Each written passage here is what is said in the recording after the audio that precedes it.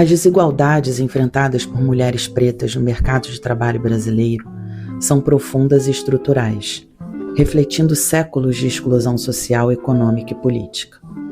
Essas desigualdades são resultados da interseção de dois sistemas opressivos, o racismo e o sexismo.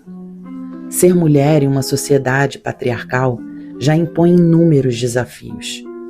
Ser uma mulher preta em um país de passado escravocrata e de um racismo estrutural ainda presente intensifica essas dificuldades.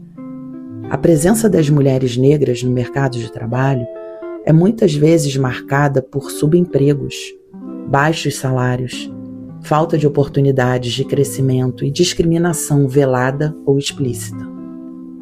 Historicamente, o Brasil foi um dos últimos países do mundo a abolir a escravidão. Quando isso ocorreu, não houve qualquer política de inclusão social, educacional ou econômica para as pessoas negras. As mulheres negras, em especial, foram empurradas para o trabalho doméstico ou para as atividades de cuidado, espaços historicamente desvalorizados e pouco remunerados. Ainda hoje, mais de um século depois de abolição, essa herança é perceptível.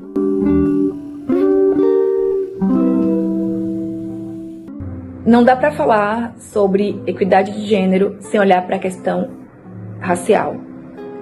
Porque as mulheres negras, elas são atravessadas por vários marcadores.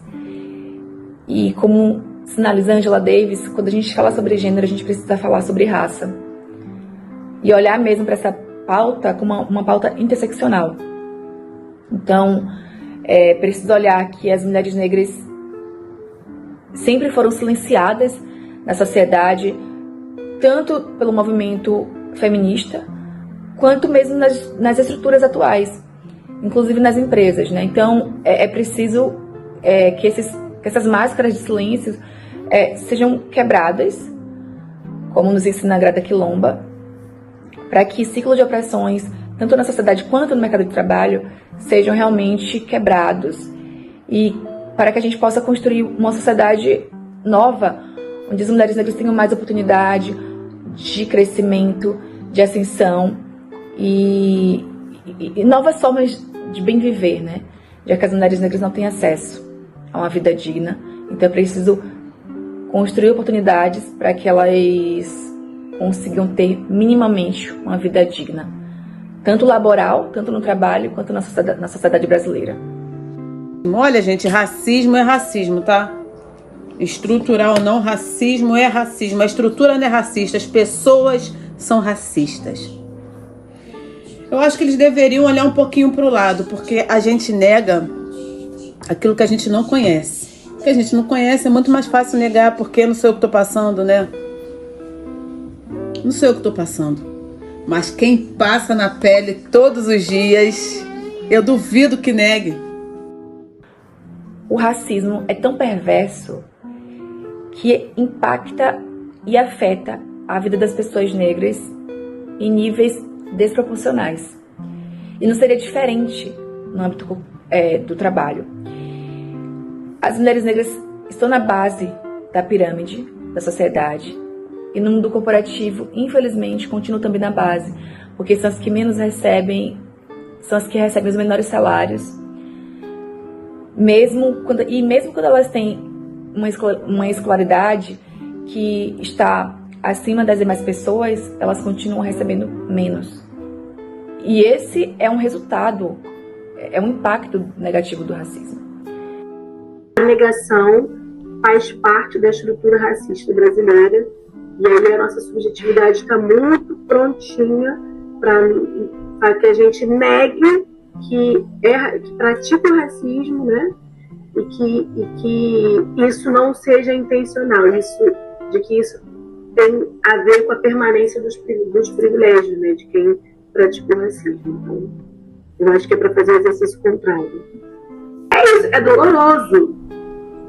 Não é fácil exercitar a nossa psique, né, exercitar a nossa subjetividade, nos retirar dos lugares mais confortáveis. E aí eu acho que o racismo no Brasil ele deu muito certo, tem dado muito certo, porque as subjetividades, né, das pessoas, do racismo, né, da prática do racismo, ela não é punitiva. Todo mundo pratica, mas não é. Então, essa negação, ela traz um lugar confortável. Então, o meu recado para as pessoas que estão ouvindo aqui, sobretudo para os gestores que estão nas empresas, que vão ouvir o que eu estou falando aqui, sobretudo para as pessoas que estão em espaços de decisão e poder, é que precisa fazer esse exercício do que o Foucault fala. O poder tem que circular. Então, as pessoas precisam levantar das suas cadeiras para ceder espaço para quem não consegue sentar. Então, esse movimento é necessário. E esse movimento é parecido com o movimento que eu faço lá para tentar subir a barra. Parece que é fácil quem está fazendo, né? Não, uma pessoa fazendo, aqui, executando o exercício, todo mundo acha que é fácil. Mas não é. Ela exige que você pratique, exige que você reconheça que você consegue fazer, exige que você reconheça que você vai ter que ceder lugar, exige que você exercite, né? Então, eu acho que o que eu tenho para dizer é que a negação, ela não é algo não intencional. A negação, ela é intencional e ela garante lugar de privilégio. Então, para a gente conseguir ter uma sociedade antirracista, né, uma sociedade que a gente amplie, né, a gente diversifique cada vez mais os corpos nos espaços de poder, a gente precisa nos retirar dos nossos lugares de privilégio. Gente, impacta de uma maneira muito direta, né? Porque ele é nefasto, o preconceito, né? Porque ninguém tem a coragem de assumir. Mas ele está lá, está estampado. Está lá para todo mundo ver. Mas assumir poucos têm coragem. Porque impacta diretamente na falta de oportunidades. Porque a gente tem que vencer uma barreira muito grande, né? Porque quando as oportunidades são dadas, elas são raras. A gente tem que provar 2 vezes mais. Porque de cara as portas são fechadas, gente. Porque você é julgado pela cor da sua pele. Sim, é julgado assim. É preciso mostrar o valor 2 vezes mais. Mas a gente rompe isso aí. Naquela época eu sofri sim.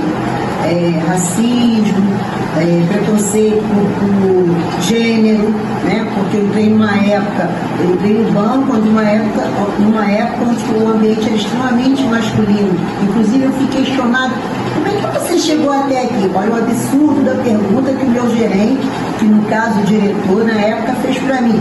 Como você entrou aqui? Ó? Eu tinha 19 anos, mulher negra. Como você entrou aqui? Eu falei, como todo mundo, fazendo prova, passando na dinâmica de grupo, hoje eu estou aqui.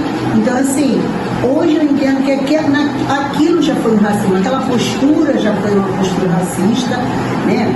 E segregadora, mas eu era nova, 19 anos, não tinha ideia, não se falava tanto nisso. E o tempo foi passando e eu fui percebendo que eu tinha capacidade, tinha qualificação, mas não era promovida, não alcançava outros cargos. Hoje eu entendo por quê. Isso é muito cultural, isso está muito introjetado, né, no inconsciente da nossa população. Então, eu acredito que ainda hoje existe esse tipo de diferenciação. Você ser negra, ser mulher, se vier de periferia, então eu acredito que você ainda seja segregado, você seja olhado de uma forma diferente. A educação, em todos os sentidos, em todos os segmentos, ela é a base fundamental. Quando você domina o que você sabe, aquilo que você gosta, aquilo que você conhece, ninguém tira seu lugar, ninguém tira sua chance e sua oportunidade. Então, fundamental é que você se eduque de uma maneira geral, tanto por conhecimento. Quando eu falo educação, eu digo educação pessoal, eu digo de conhecimento. Então, assim, é importante para que hoje você não se sinta colocada à margem em qualquer situação, é importante que você, para estar naquele lugar, você saiba sobre ele, você sabe o que está se falando, você sabe o que você quer, porque é como você talvez consiga burlar e dibrar esse preconceito, porque o saber, ele realmente te leva onde quer que você queira ir. Perseverança. Porque a vida, gente, como minha filha gosta de falar, a vida ela não é um morango. A vida ela não é fácil para ninguém. Para mulher e principalmente para mulher preta. Mas é preciso perseverar. Se eu cheguei nesse lugar hoje, se é que eu estou em algum lugar, é porque eu não desisti lá atrás. Teve alguém que comprou a minha ideia, que acreditou em mim. Aliás, muitas pessoas. Inclusive vocês que estão me ouvindo. A gente não pode parar diante da primeira dificuldade. A gente não pode parar diante do primeiro não que você recebe. Diante da primeira porta fechada. Agora é preciso ser resiliente. Eu sou um oceano negro e vasto. Indo e vindo contra as marés, eu me levanto. Deixando para trás noites de terror e medo, eu me levanto. Em uma madrugada que é maravilhosamente clara, eu me levanto, trazendo os dons que os meus ancestrais deram. Eu sou o sonho e a esperança dos escravizados. Eu me levanto. Ser uma mulher negra e ser uma mulher negra no enfrentamento do mercado de trabalho é carregar não apenas a expectativa de excelência, mas é o peso histórico do silenciamento. É ser uma resistência diária em um sistema que insiste em não nos ver. Mas estamos aqui e seguiremos aqui, trabalhando, criando, liderando e reescrevendo narrativas com muita coragem. Não somos apenas estatísticas, não somos exceções. Somos força coletiva e seguiremos até que toda mulher negra possa existir com dignidade, reconhecimento e liberdade.